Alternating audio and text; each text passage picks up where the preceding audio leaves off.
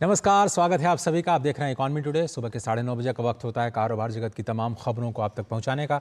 मैं हूं अजय मिश्र। चलिए सबसे पहले शुरुआत करते हैं आज की टॉप लाइंस के साथ।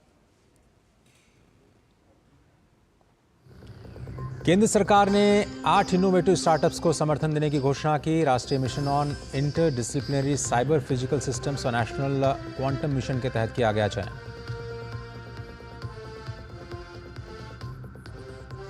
भारत और आईएसए ने किया 4 इंडो पैसिफिक देशों में सौर परियोजनाओं के लिए समझौता। विदेश मंत्रालय ने दी जानकारी। फिजी, कोमोरोस, मेडागास्कर और सेशल्स में नई सौर परियोजनाओं को एग्जीक्यूट करने के लिए हुआ करार। डीपीआईआईटी के सोशल गेमिंग और इंटरैक्टिव एंटरटेनमेंट प्लेटफॉर्म विंजो के साथ साझेदारी। 2000 से ज्यादा इंटरैक्टिव एंटरटेनमेंट स्टार्टअप का एक मजबूत इकोसिस्टम बनेगा। 20 लाख से ज्यादा लोगों को मिलेगा रोजगार के अवसर।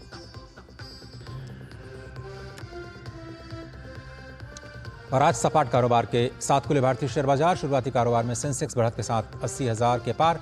निफ्टी 6 अंकों की गिरावट के साथ 24,188 पर कर रहा है कारोबार।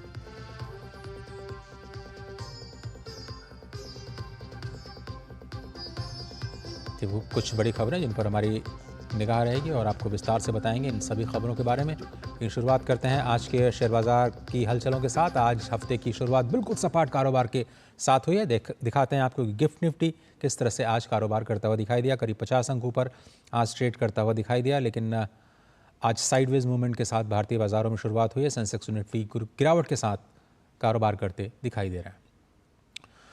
ओपनिंग में जो बढ़त थी अब वो गिरावट में बदल चुकी है। 1227 अंकों की बढ़त 80,345 के स्तर पर बाजार खुले आज सेंसेक्स, लेकिन इस वक्त 45 अंकों की गिरावट 80,000 से नीचे कारोबार करता हुआ नजर आ रहा है। निफ्टी 50 की ओपनिंग बिल्कुल 5 अंक नीचे फ्लैट कारोबार दिखाई दे रहा है। आज एनटीपीसी ग्रीन एनर्जी पर निगाह रहेगी क्योंकि आज इसकी लिस्टिंग होने वाली है। इंडाइसिस की बात करें तो जो तमाम इंडाइसिस हैं खासतौर पर मिड कैप और स्मॉल कैप में भी बिल्कुल साइडवेज कारोबार हो रहा है। महिंद्रा एंड महिंद्रा 2.3% ऊपर है। कोल इंडिया 1.6%। विप्रो, टेक महिंद्रा और एचसीएल टेक्नोलॉजी सारे के सारे आईटी स्टॉक्स जिसमें आज शुरुआती कारोबार में बढ़त का सिलसिला जारी है। बीएसई आईटी पर निगाह डालें टेक्नोलॉजी पर तो पूरे इंडेक्स में इस वक्त बढ़त है। सिप्ला में गिरावट 1.3% की। अदानी पोर्ट्स आज भी लुढ़का है 1.2%। अल्ट्राटेक सीमेंट, भारतीय एयरटेल, अपोलो हॉस्पिटल में आज शुरुआती कारोबार में गिरावट देखने को मिल रही है। और वित्त मंत्री निर्मला सीतारमण आज लोकसभा में बैंककारी विधियां संशोधन विधेयक 2024 पेश करेंगी। इस बिल के माध्यम से reserve bank of India act 1934, banking regulation act 1949 और state bank of India act 1955 की धाराओं को संशोधित किया जाएगा। लोकसभा में रेल मंत्री अश्विनी वैष्णव रेलवे संशोधन विधेयक 2024 सदन के पटल पर पारित कराने के लिए पेश करेंगे। इस बिल में रेलवे संशोधन एक्ट 1989 में बदलाव लाने का प्रावधान है। वहीं राज्यसभा में आज 2 विधेयक चर्चा के लिए पेश किए जाएंगे। नागर विमानन मंत्री किंजरापू मोहन नायडू भारतीय वायुयान विधेयक 2024 को चर्चा के लिए सदन में रखेंगे। साथ ही पेट्रोलियम और प्राकृतिक गैस मंत्री हरदीप सिंह पुरी तेल क्षेत्र विनियमन और विकास संशोधन विधेयक 2024 को चर्चा के लिए पेश करेंगे। बहुत इंपॉर्टेंट है ऑयल एंड गैस सेक्टर के लिए ये बिल, क्योंकि ऑयल ड्रिलिंग को इसमें माइनिंग की परिभाषा से अलग किया गया है। ईज ऑफ डूइंग बिजनेस के लिहाज से ये सारे के सारे विधेयक जो लोकसभा और राज्यसभा में रखे जाने हैं कारोबार की ज़िंदगी को आसान बनाने के लिए बड़े कदम हैं जिनमें संशोधनों का प्रस्ताव किया गया है। भारत और आईएसए यानी इंटरनेशनल सोलर अलायंस ने 4 इंडो पैसिफिक देशों में सोलर प्रोजेक्ट्स के लिए समझौता पत्र पर हस्ताक्षर किए हैं। फिजी, कोमोरोस, मेडागास्कर और सेशल्स में नई सौर परियोजनाओं को एग्जीक्यूट करने के लिए यह करार हुआ है। विदेश मंत्रालय ने मंगलवार को हुए इस समझौते की जानकारी दी।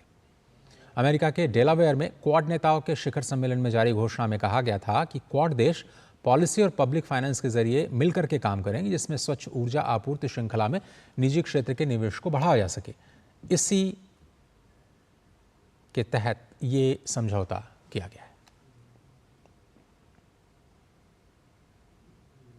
और सरकार ने 2000 से ज़्यादा इंटरैक्टिव एंटरटेनमेंट स्टार्टअप्स का एक मजबूत इकोसिस्टम बनाने में मदद करने की घोषणा की है। भारत का ये इंटरैक्टिव एंटरटेनमेंट सेक्टर 2034 तक $60 अरब तक बढ़ने का अनुमान है।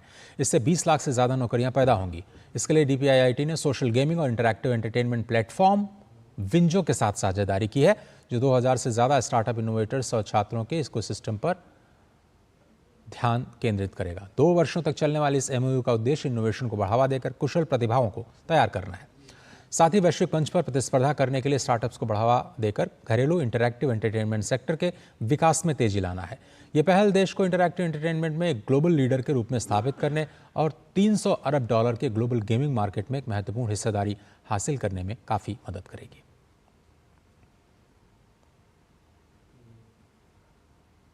विज्ञान और प्रौद्योगिकी विभाग ने भारत को क्वांटम टेक्नोलॉजी में नेतृत्व प्रदान करने के लिए एक ऐतिहासिक कदम उठाया है।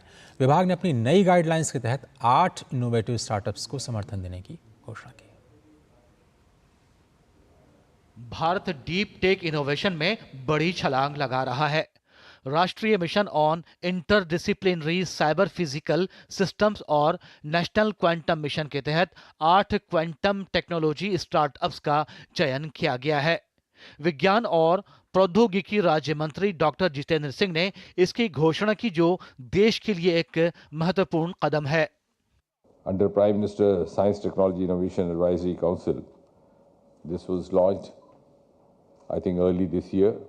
The National Quantum Mission with 4 verticals: the quantum computing, quantum communication, quantum sensing and quantum materials. The quantum simulation, of course, is in keeping with our energy systems, the power grids, renewable energy. We have set zero target for ourselves for 2070, so it's going to come handy over there also. And, of course, as far as the satellite-based internet is concerned, विज्ञान एवं प्रौद्योगिकी विभाग ने quantum प्रौद्योगिकियों में भारत के नेतृत्व को सशक्त बनाने की दिशा में एक ऐतिहासिक कदम उठाया है। And as you saw just now, these startups with their stars, their eyes, have the urge to prove themselves in each of these areas. This kind of technology is something which is going to be adopted very fast once people understand the merits of it and once it becomes available, accessible in general. विज्ञान और प्रौद्योगिकी विभाग ने इस अत्याधुनिक क्षेत्र में startup को बढ़ावा देने के लिए व्यापक दिशा निर्देश जारी किए हैं, जिसमें संसाधन, वित्त पोषण, मार्गदर्शन और बुनियादी ढांचा उपलब्ध कराया गया है। तापस भट्टाचार्य की रिपोर्ट, डीडी न्यूज। आगे बात करेंगे आज के फोकस में देश के सहकारिता क्षेत्र की। एक छोटा सा ब्रेक लेते हैं, आप बने रहिए डीडी न्यूज के साथ।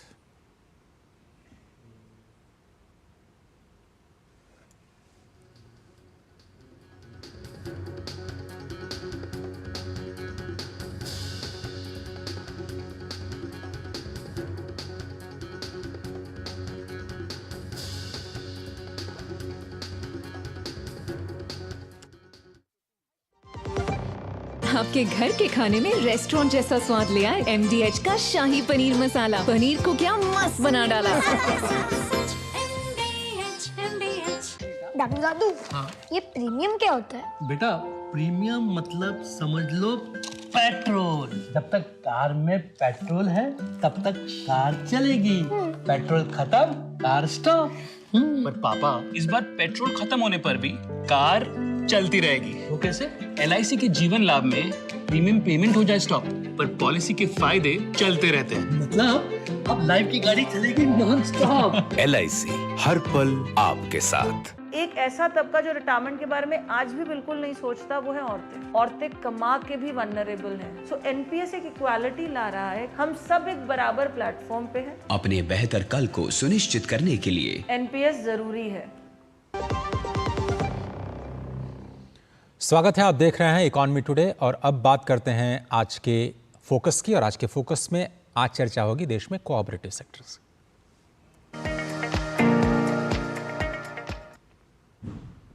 केंद्रीय सहकारिता मंत्री अमित शाह ने कहा है कि किसानों को और अधिक सशक्त बनाने के लिए सरकार जल्दी ही पैक्स के माध्यम से लॉन्ग टर्म फाइनेंस उपलब्ध कराएगी।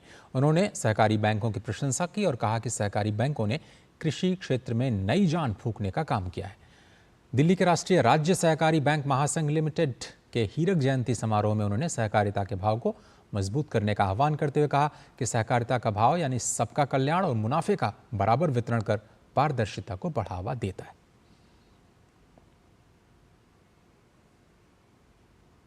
गांव की हर समस्या पैक्स की समस्या होनी चाहिए, जिले की हर समस्या डिस्ट्रिक्ट कोऑपरेटिव बैंक की होनी चाहिए और राज्य की हर समस्या स्टेट कोऑपरेटिव बैंक की होनी चाहिए। एक कोऑपरेटिव का भाव जो है, सहकारिता का भाव है सबकी सहभागिता, सबका कल्याण और मुनाफे का समान वितरण। ये तीनों संस्कार को अगर हमारी पैक्स या डिस्ट्रिक्ट कोऑपरेटिव बैंक छोड़ देते हैं तो मैं नहीं मानता हम कितने भी मुनाफा कर लेंगे हमारे उद्देश्य में सफल होंगे। हमारे उद्देश्य में सफल होना है तो सहकारिता के भाव का फाउंडेशन स्ट्रांग करना पड़ेगा। और सहकारिता के शीर्ष संगठन आईसीए के 130 सालों के इतिहास में पहली बार हुआ है कि आईसीए वैश्विक सहकारी सम्मेलन और आईसीए महासभा का आयोजन भारत में किया गया। सम्मेलन का विषय था सहकारिता सभी के लिए समृद्धि का निर्माण, जो भारत सरकार के सहकार से समृद्धि से प्रेरित है। इसमें 100 देशों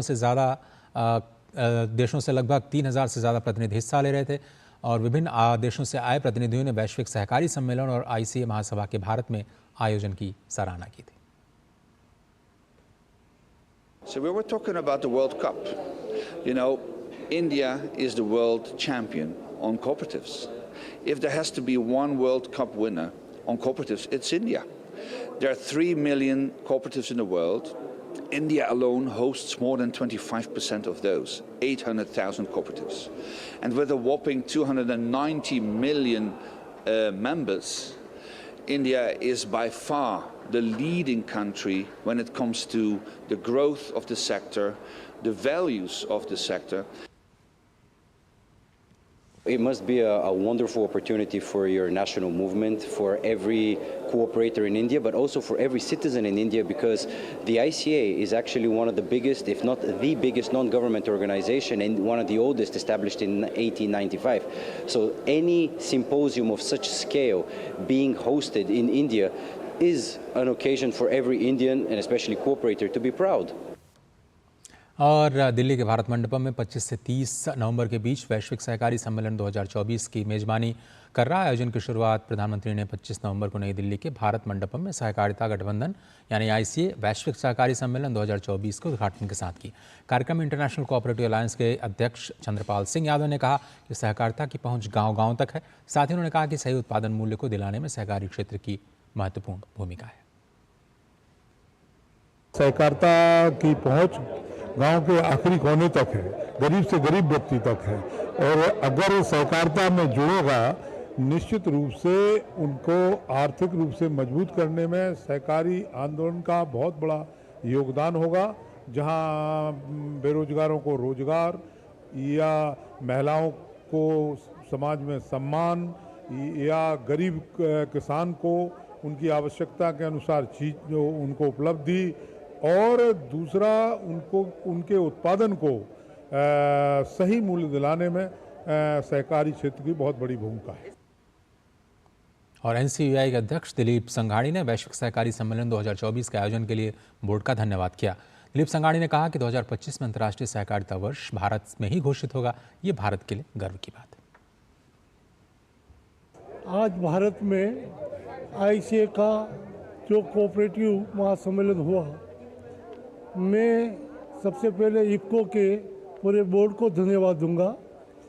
नेक्स्ट ईयर 2025 को भारत में आके इंटरनेशनल ईयर कोऑपरेटिव डिक्लेयर होगा। जो यूएन में जब इन्विटेशन दिया तब प्रस्ताव हुआ था और आज उनका माननीय प्रधानमंत्री ने डिक्लेयर किया है। ये भारत के लिए गौरव की बात है। और दिलीप संघानी साहब सीधे हमारे साथ जुड़ रहे हैं, जो कि अध्यक्ष हैं भारतीय राष्ट्रीय सहकारी संघ एनसीयूआई के और इफ्को के भी अध्यक्ष हैं। संघानी साहब बहुत धन्यवाद वक्त निकालने के लिए। अभी हमने आपको सुना, आपने कहा कि ये बहुत ही गौरव का विषय है भारत के लिए जब international day of cooperatives, international year of cooperatives का ऐलान किया जाएगा भारत की धरती से। सहकारिता इतना इंपॉर्टेंट क्यों है? हमने विदेशी मेहमानों को भी सुना, वो जमकर तारीफ करें भारत की सहकारिता की। थोड़े से जो बिग प्लस है भारत की सहकारिता क्षेत्र के, उसके बारे में दर्शकों को बताइए सर। भारत की संस्कृति सहकारिता है।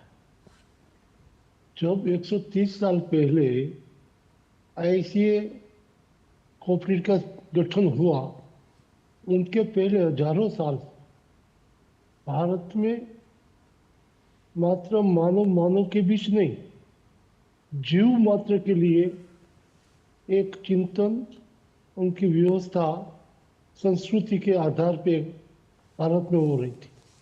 उनके बाद 1904 में भारत में पहली दफा सहकारिता का कार्य आरंभ हुआ, लेकिन कानून नहीं था और कानून न होते हुए भी सहकारिता का जो उद्देश्य है वो पूरा करने में भारत की संस्कृति जिस दुनिया को मार्गदर्शन दे सकती है, वही मार्गदर्शन को कानून के रूप में जब आईसीए के गठन के बाद पहली दफा भारत में आईसीए का ये महासम्मेलन हो रहा है।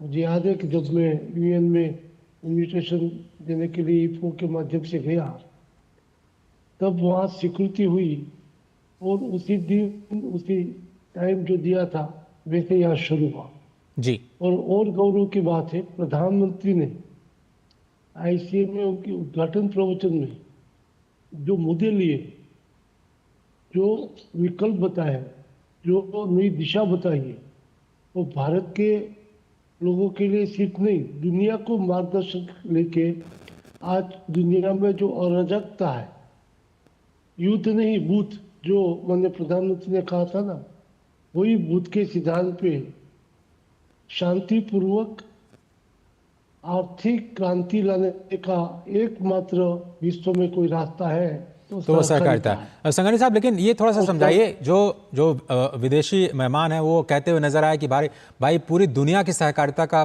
25% भारत में है और ये तेजी से विकास कर रहा है। अभी थोड़ा सा समझाइए हमें कि जो किसान है या फिर जो इसके मेंबर्स हैं, उसमें फायदे का, मुनाफे का कितना हिस्सा सीधे तौर पर जाता है। इससे लोगों को शायद ज़्यादा समझ में आ पाएगा कि कोऑपरेटिव मूवमेंट क्यों इंपॉर्टेंट है किसानों की आमदनी को बढ़ाने के लिए, गाँव में रोजगार पैदा करने के लिए।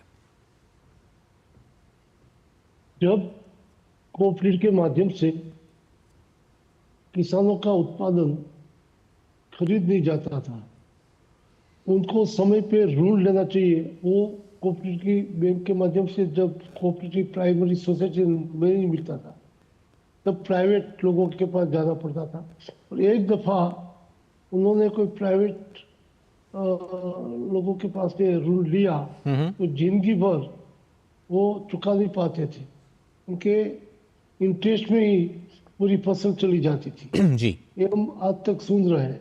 लेकिन आज मैं और फिर से मोदी साहब और उनकी सरकार को धन्यवाद दूंगा कि 3 लाख रुपया तक 0% से किसानों को उनकी कृषि आय बढ़ाने के लिए 0% से वो दे रहे हैं। दुनिया में कहीं 0% इंटरेस्ट से कोई लोन देते होंगे तो सिर्फ किसानों के लिए भारतीय जनता पार्टी की, मोदी जी की सरकार दे रही है।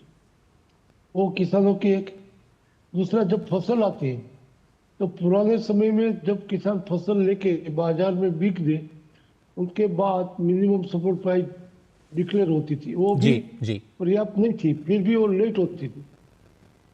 मोदी जी ने प्रधानमंत्री बनने के बाद मेरे क्षेत्र में डिक्लेयर किया था कि हमारी सरकार आएगी तो जब बुआई होगी उनके पहले हम एमएसपी डिक्लेयर कर देंगे, वो भी 150% हम डिक्लेयर करेंगे। जी जी, जिससे किसान को कौन सा फसल बोना वो तय कर पाएगा, किसमें उनका मुनाफा है, किसमें इनका हित है।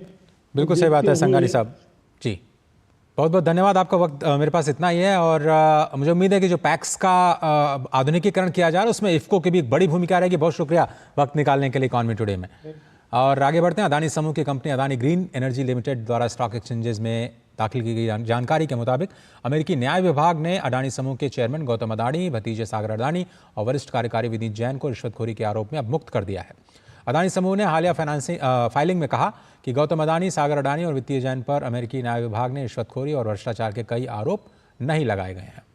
और डीओजे के अभियोग में अदानी अधिकारियों का नाम FCPA उल्लंघन या अन्य आरोपों में शामिल नहीं है। अदानी समूह ने विभिन्न मीडिया रिपोर्ट्स को गलत और भ्रामक बताते हुए कहा कि आरोप केवल एज्योर पावर और CDPQ के कुछ पूर्व अधिकारियों तक ही सीमित है।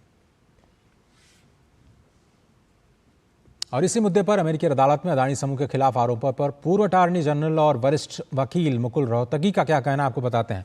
उन्होंने कहा कि ये एक अभियोग है और इस पर अदानी अमेरिका में कानूनी परामर्श लेंगे। उन्होंने कहा कि 5 आरोपों के बारे में जो आरोप संख्या 1 है और आरोप संख्या 5 वो ज्यादा महत्वपूर्ण है।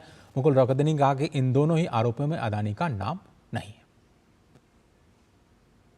When you look at a charge sheet, you have to be specific to say that so and so has done such and such act, so and so has bribed certain individuals, because this is a charge sheet alleging that these people, including Adani's, have bribed Indian officials in Indian entities relating to supply and purchase of power.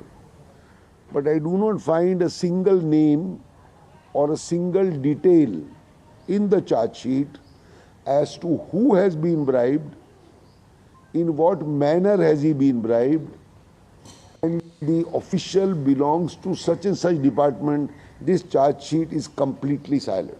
Count 1 and count 5, the Adanis are not named, but several other persons are named. Whether they are connected with Mr. Adani or not, they will respond, but I just wanted to clear the air that the Adanis are not named in count 1, violation of the Foreign Corrupt Practice Act, or count 5, relating to obstruction of justice. देश के सार्वजनिक प्रसारक दूरदर्शन ने OTT platform के क्षेत्र में कदम रखते हुए हाल ही में वेब्स OTT की शुरुआत की है। यह डिजिटल मीडिया और OTT दर्शकों को एक संपूर्ण इंफोटेनमेंट इकोसिस्टम प्रदान करता है। आपको भी अगर फ्री में शानदार कंटेंट चाहिए तो आज ही आप डाउनलोड कीजिए। QR कोड के जरिए भी आप वेब्स ऐप को डाउनलोड कर सकते हैं। इसमें आप दूरदर्शन और प्रसार भारती के जो आर्काइवल कंटेंट्स हैं उनका भी आनंद उठा सकते हैं। ये एप्पल और प्ले स्टोर, एंड्रॉयड के प्ले स्टोर दोनों पर ही मौजूद है। तो आज ही वेब्स यानी देश का अपना OTT अपने मोबाइल फ़ोन पर डाउनलोड कीजिए और अनलिमिटेड इंफोटेनमेंट की दुनिया में प्रवेश कीजिए।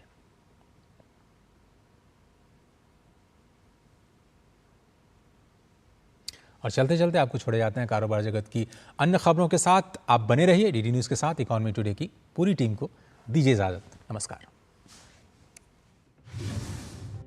रेल मंत्री अश्विनी वैष्णव ने कहा कि पिछले दशक में भारतीय रेलवे ने पारदर्शी तरीके से 5 लाख कर्मचारियों की भर्ती की है, जो इससे पहले के दशक की तुलना में ज्यादा है।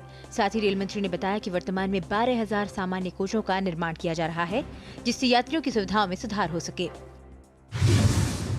भारत में 5G सब्सक्रिप्शन 2030 के अंत तक लगभग 970 मिलियन तक पहुंचने का अनुमान है, जो कुल मोबाइल सब्सक्रिप्शन का 74% है। एरिक्सन मोबिलिटी रिपोर्ट के मुताबिक इस वर्ष के अंत तक 5G सब्सक्रिप्शन भी 270 मिलियन से अधिक हो जाने का अनुमान है, जो इस सेक्टर में कुल मोबाइल सब्सक्रिप्शन का 23% है। पेंशन भोगियों और बुजुर्गों के लिए डिजिटल जीवन प्रमाण पत्र का आंकड़ा रिकॉर्ड 1 करोड़ के पार हो गया है। अब तक 100 लाख DLC तैयार हो चुके हैं, जिनमें से 30,34,218 DLC यानी 30% से ज्यादा DLC फेस ऑथेंटिकेशन के माध्यम से तैयार हुए हैं। DLC अभियान 3.0 के तहत फेस ऑथेंटिकेशन के माध्यम से जमा DLC में 202 गुना की वृद्धि हुई है। इस साल जुलाई से सितंबर तिमाही में हेल्थ सेक्टर के राजस्व में तेजी दर्ज हुई है। एक्सिस सिक्योरिटीज के मुताबिक इस अवधि के दौरान हेल्थ केयर सेक्टर का राजस्व सालाना आधार पर 18% बढ़ा है। साथ ही हेल्थ केयर सेक्टर के राजस्व में भी तिमाही आधार पर 10% वृद्धि हुई है। अमेरिका के नवनिर्वाचित राष्ट्रपति ट्रंप ने कनाडा और मेक्सिको की वस्तुओं पर 25% और चीन के उत्पादों पर 10% शुल्क बढ़ाने का ऐलान किया है। अपने social media network truth social में पोस्ट के जरिए ट्रंप ने कहा कि अगर इन देशों की सीमाओं से अवैध प्रवासियों का आना बंद नहीं होता है तो 20 जनवरी को कार्यभार संभालने के बाद ये टैरिफ लगाया जाएगा। भारत के घरेलू हवाई यात्री यातायात में अक्टूबर में 5% से ज्यादा की वृद्धि हुई है। DGCA की जानकारी के मुताबिक एयरलाइन इंडिगो से इस महीने के दौरान लगभग 86 लाख लोगों ने हवाई यात्रा की। इसके बाद टाटा समूह की एयर इंडिया में 26 लाख से ज्यादा और विस्तारा में 12 लाख से ज्यादा यात्रियों ने हवाई सफर किया है। देश की सबसे बड़ी इलेक्ट्रिक टू व्हीलर कंपनी ओला इलेक्ट्रिक मोबिलिटी ने अपने इलेक्ट्रिक स्कूटरों की नई रेंज लॉन्च की, जिसमें ओला गिग और S1Z सीरीज शामिल हैं। कंपनी ने कहा कि इलेक्ट्रिक स्कूटरों की नई रेंज की लॉन्चिंग का उद्देश्य इलेक्ट्रिक मोबिलिटी को अधिक से अधिक लोगों के लिए सुलभ बनाना है। वित्त मंत्रालय ने बताया कि चालू वित्त वर्ष की शुरुआत से सितंबर 2024 तक भारतीयों ने यूपीआई की जालसाजी में 485 करोड़ रुपए गंवाए हैं। इस अवधि में धोखाधड़ी के 6,32,000 मामले दर्ज हुए। चालू वित्त वर्ष के जुलाई से सितंबर के दौरान देश में 44,90,000 पर्सनल कंप्यूटर की बिक्री हुई है। इसमें डेस्कटॉप, नोटबुक और वर्क स्टेशन शामिल हैं। आईडीसी की रिपोर्ट के मुताबिक इस बार जल्दी ई कॉमर्स बिक्री शुरू होने से भारत में पीसी की बिक्री में बढ़ोतरी हुई है। यस बैंक ने अगले कुछ सालों में 400 नई शाखाएं खोलने का फैसला किया है। ये शाखाएं वहां पर ज्यादा केंद्रित होंगी जहां आम जनता ज्यादा जमा राशि बैंकों में रख रही है। बैंक के मुताबिक ये विस्तार एमएसएमई क्षेत्र के ग्राहकों तक पहुंच बनाने में मदद करेगा।